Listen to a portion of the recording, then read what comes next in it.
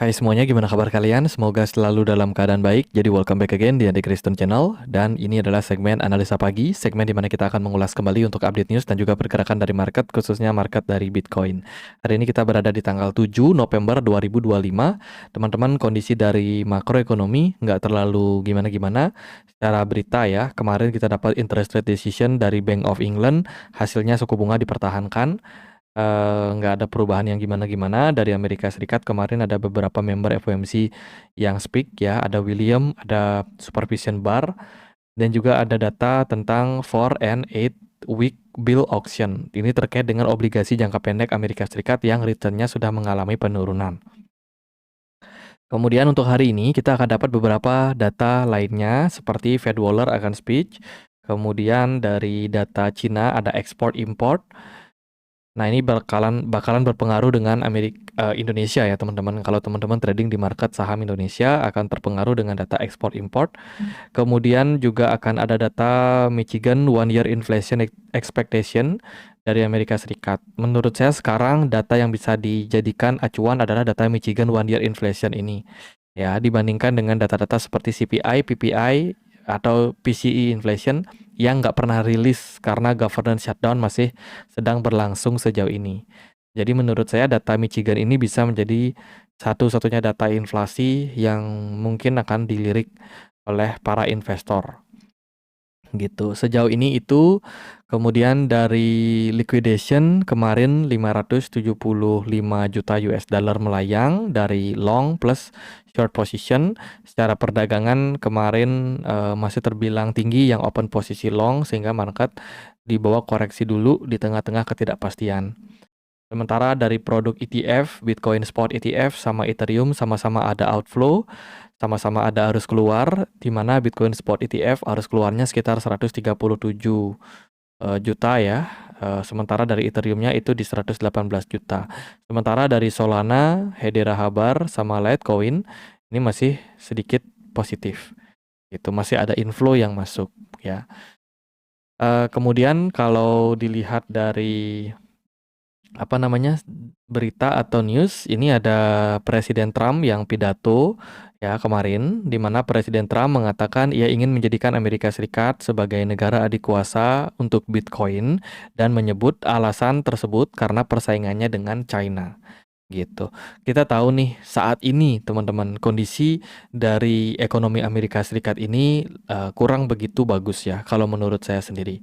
Dedolarisasi memang sedang terjadi besar-besaran dan Presiden Trump itu saat ini punya kepentingan untuk tetap mempertahankan hegemoni dari Amerika Serikat. Ya, kondisinya sekarang adalah Cina, Jepang itu sudah buang US Treasury atau obligasi pemerintah Amerika Serikat sudah dilepas oleh Cina sama Jepang gitu. Lalu negara-negara anggota BRICS sudah bikin aliansi gimana caranya untuk melakukan dedolarisasi supaya mereka tidak terikat perdagangan dengan menggunakan US dollar. Itu ada opsi lain, ada mata uang lain yang bisa dipakai. Dan ini tentu saja akan menurunkan jumlah dolar yang dijadikan sebagai reserve oleh negara-negara lain ya, itu sehingga akan menurunkan valuasi dari dolar dalam jangka waktu yang panjang. Donald Trump udah tahu itu, makanya Donald Trump harus mencari alternatif apa yang menjadi aset yang bisa digunakan sebagai reserve. Kalau dia mau balik ke emas, nampaknya udah lumayan terlambat gitu. Dan juga orang juga udah nggak percaya sama Amerika Serikat setelah kejadian waktu Presiden Richard Nixon melepas gold standard ya dan menjadikan fiat money, menjadikan mata uang fiat itu bisa dicetak ya berdasarkan dengan kepercayaan. Kalau sekarang ya Presiden Trump mencoba untuk mencari Bitcoin sebagai reserve yang kedepannya akan membuat harga dari dolar ini tetap strong gitu. Makanya Donald Trump sangat mendukung untuk pertumbuhan industri kripto di negaranya. Meskipun itu juga tidak mudah dan juga mendapatkan banyak pertentangan, terutama dari kepentingan bank sentral yang masih harus menekan inflasi yang tampaknya tidak sejalan dengan apa yang diinginkan oleh Trump gitu. Terus lagi drama-drama yang terjadi ya, seperti perang tarif yang which is itu dibikin oleh Trump sendiri memang untuk melemahkan kondisi dari US dollar.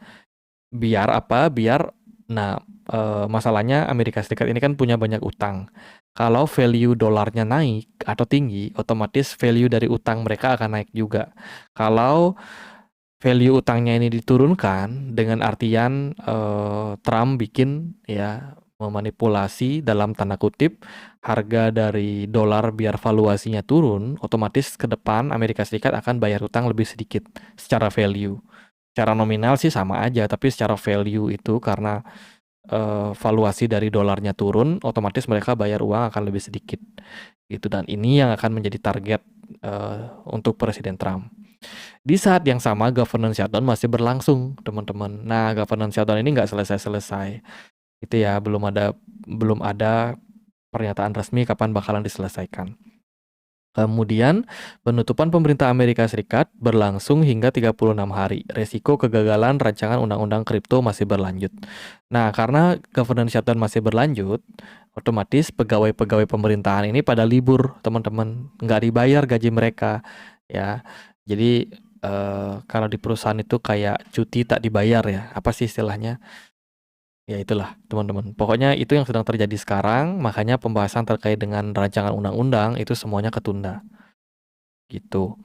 Kemudian dari berita yang lain adalah Coinbase berargumen bahwa Treasury atau Departemen Keuangan itu bakalan tetap menjaga Genius Act selaras dengan yang dimaksudkan dengan Kongres. Ya, Coinbase percaya bahwa Genius Act ini undang-undang terkait dengan stablecoin ini masih akan tetap dijalankan untuk kedepannya gitu. Jadi kepercayaan ini tentu saja tidak serta-merta muncul ya, karena memang Coinbase itu cukup dekat dengan pemerintahan gitu. Kemudian dari berita yang lain adalah Trump mendesak Partai Republik untuk mengakhiri filibuster sebelum Demokrat melakukannya gitu. Trump, Partai Republik juga harus menghentikan filibuster sekarang. Nah, ini juga terkait dengan masalah yang belum selesai ya, terkait dengan filibuster. Terus juga ada tambahan lain, ini jenis X. Terus juga ada tambahan lain terkait dengan kasus tarif. Teman-teman, saat ini Mahkamah Agung Amerika Serikat itu melihat bahwa kebijakan dari Trump itu di luar wewenangnya terkait dengan tarif. Presiden Amerika Serikat Trump mengatakan pada hari Kamis bahwa pemerintahnya akan membutuhkan rencana cadangan jika Mahkamah Agung membatalkan tarif yang dikenakan secara sepihak pada puluhan negara. Nah, jadi Trump itu kan dia memberikan tarif kemarin untuk banyak negara seperti Kanada, Cina, kemudian juga beberapa negara yang lain ya tentang reciprocal tarif.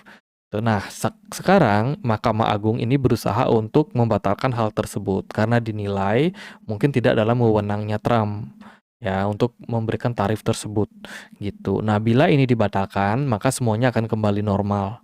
Gitu. Apakah bisa dibilang menjadi good news? Kalau menurut saya sih harusnya perdagangan lintas negara akan kembali lancar ya kalau tarif ini benar-benar dibatalkan sama Mahkamah Agung gitu. Tapi apakah ini akan memberikan pengaruh yang signifikan ke market? Ya, we will see ya teman-teman. Sebenarnya ini tidak berkorelasi langsung ke kripto. Jadi kita nggak ada yang tahu apakah news ini akan berdampak seperti apa untuk market kripto ke depan. Kemudian juga Stephen Miran, ini anggota dari Fed ya, dia melihat ada opportunity memang rate cut masih akan terjadi di bulan Desember nanti. Itu bahkan dia bilang favorite-nya bisa sampai 50 basis point. Tapi menurut saya ini terlalu berlebihan. Ya, Stephen Mirat kemungkinan terlalu halu lah ya.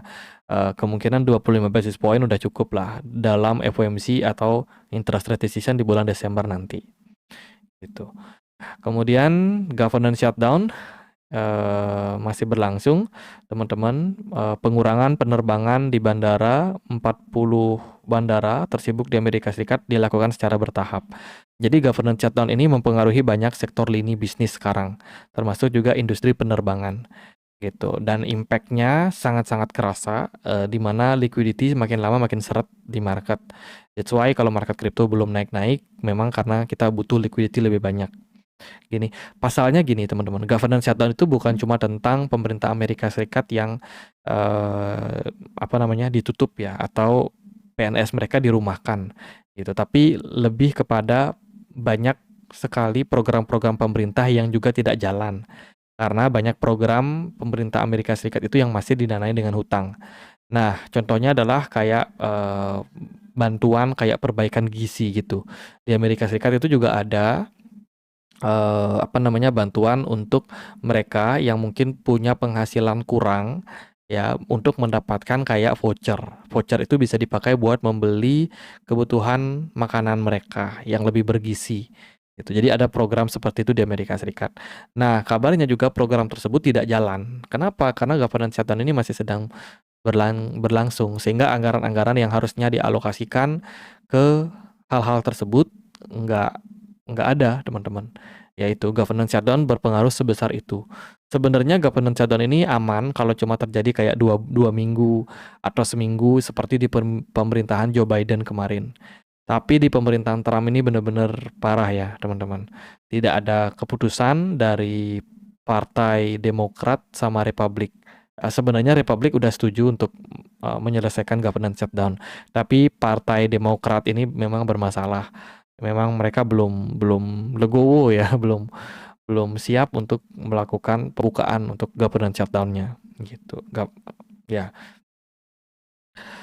Ya itu sih yang terjadi pada market. Kemudian sekarang kita lihat dari data MVRV ya, ini adalah data terkait dengan apakah Bitcoin sekarang dinilai sudah undervalue atau belum.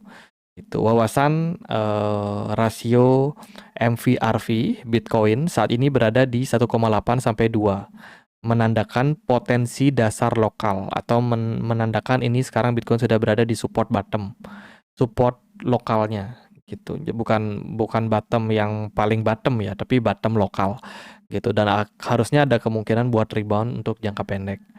Itu. Kemudian Tom Lee juga melakukan pembelian lanjutan untuk Ethereum, teman-teman, di mana 70 juta US dollar dikerahkan untuk membeli Ethereum tambahan. Wisdom Tree juga berkolaborasi dengan Chainlink untuk membawa on-chain data dan juga tokenisasi private credit fund. Ini berita bagus ya buat Chainlink. Dan juga ada Tenggem. Tenggem ini salah satu penyedia cold wallet, baru aja bekerja sama dengan Visa ya untuk self custody mereka. Jadi menarik sih. Itu dari beberapa berita dan sentimen. Lalu gimana untuk pergerakan dari Bitcoin dan juga altcoin yang lain? Kalau dari saya sendiri menilai ya, pergerakan Bitcoin koreksi dan lumayan bablas. Kemarin kita expect pergerakan Bitcoin bisa rebound di kisaran area 102. Tapi ternyata tekanan jual masih cukup kuat. Bitcoin lebih turun di bawah dari 102. Sebenarnya ini bukan sebuah indikasi yang bagus ya, teman-teman. Artinya gini, sebelumnya kita expect kan ada proses recovery yang terjadi pada Bitcoin sedikit lebih tinggi, mungkin ke level 106 atau mentok-mentok di 107. Gitu. Tapi ternyata Bitcoin cuma kuatnya sampai di sini guys, sampai di level 104.800 and then dia koreksi lumayan dalam. Berarti kalau udah seperti ini Bitcoin ongoing untuk mencari wave 5 di bawah. Gitu. Dimana potensial wave 5-nya ya kemungkinan bisa di sini. Ya di sekitaran level 95 ribuan. Itu yang kita sedang antisipasi untuk jangka pendek kali ini. Itu lagi-lagi 95.000 menjadi target buat Bitcoin ya. Karena in the long run kita pakai time frame daily. Ini saya izin hapus saja teman-teman biar nggak terlalu rame. Nah, in the long run pergerakan Bitcoin ini kan dia udah terkoreksi ya di sini. Ini adalah wave A, kita tarik ke wave B-nya. Maka kita akan menemukan potensi area support buat Bitcoin. Pertama itu ada di kisaran level 102.000 something. Yang berikutnya, target keduanya itu adalah di 95.000. Ya, ini saya ulang-ulang berkali-kali, teman-teman. Dan nampaknya ini masih menjadi magnet buat Bitcoin. Artinya Bitcoin masih punya opportunity buat terkoreksi lebih besar ke area tersebut.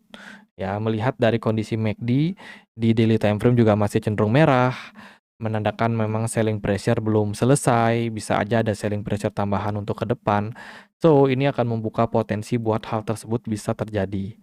Gitu. Jadi siap-siap akan ada local bottom berikutnya untuk Bitcoin nampaknya ya.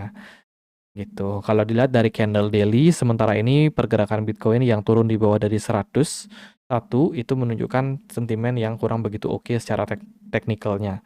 Tekanan jual masih cukup kuat. Yang sebelumnya kita expect dia ada rebound sedikit lagi ke atas, ternyata tidak ya, justru Bitcoin sudah turun lebih cepat dibandingkan dengan yang kita pikirkan gitu. Jadi ya udah, kalau udah seperti ini siap-siap Bitcoin masih bisa turun lagi sampai 95 ribuan. Itu sih buat target buat Bitcoin in the short term, dan ya otomatis ini akan membuat kepanikan sepertinya untuk market, terutama mereka yang menggunakan indikator mungkin MA50 untuk menganalisa market ya. Untuk menganalisa market, MA50 ini sekarang lagi menahan Bitcoin. Kalau ini sampai jebol dan close di bawah, wah itu bakal menimbulkan kepanikan yang lumayan tinggi. Saya rasa akan berdampak kepada potensial panic seller yang lebih besar untuk Bitcoin. Ya, kalau seandainya Bitcoin sampai turun di bawah dari 100, saya yakin akan ada kepanikan yang lumayan gitu, dan akan berdampak kepada harga. Mungkin akan ada bantingan juga. Itu sih teman-teman yang kita sedang consider untuk jangka pendek saat ini. Ya, Bitcoin dominance gimana beli? Bitcoin dominance masih menguat ya 0,5%. Bahkan tadi sempat naik 1%. Otomatis dah altcoin sekarang akan kembali mendapatkan tekanan yang signifikan.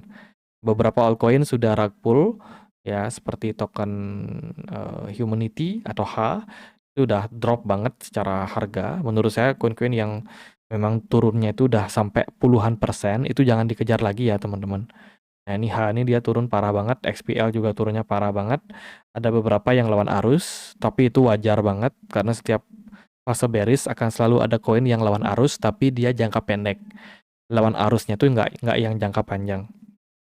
Gitu. Jadi kalau teman-teman mau scalping di altcoin yang lagi naik, saya cuma ingatkan buat take profit. Itu sih untuk sekarang. Jadi Bitcoin di short term-nya ini nggak strong ya secara momentum. Kemungkinan seller masih akan mendominasi, kemungkinan tekanan jual masih bisa berlanjut. Jadi potensi Bitcoin untuk turun ke area yang lebih bawah akan cenderung lebih terbuka. Gitu. Tapi saya harap teman-teman udah prepare semuanya. Ya udah tahu akan kemana arahnya, dengan ekspektasi ketika dia hit area bottomnya nanti, entah itu di 95.000 atau bisa sedikit lebih panjang ke bawah ya, ya bisa jadi Bitcoin baru akan ideal buat recovery untuk jangka pendeknya. Sementara kita masih consider pergerakan Bitcoin ini masih bergerak dalam sebuah rising wedge ya, yang memang masih menunggu berita bagus dari US governance, dan ini so far masih relate sejauh ini. Oke, jadi gitu aja buat update kali ini. Semoga videonya bisa bermanfaat. Teman-teman, mungkin nanti siang kita update lagi ya gimana pergerakan dari Bitcoin. Tapi untuk saat ini segitu aja dulu ya. Selamat pagi untuk kita semua. Kalau teman-teman pengen join di komunitas Telegram kita, aku sediakan link di kolom deskripsi buat yang pengen untuk join. Gitu. Oke, sekian aja akhir kata saya Andre. Makasih.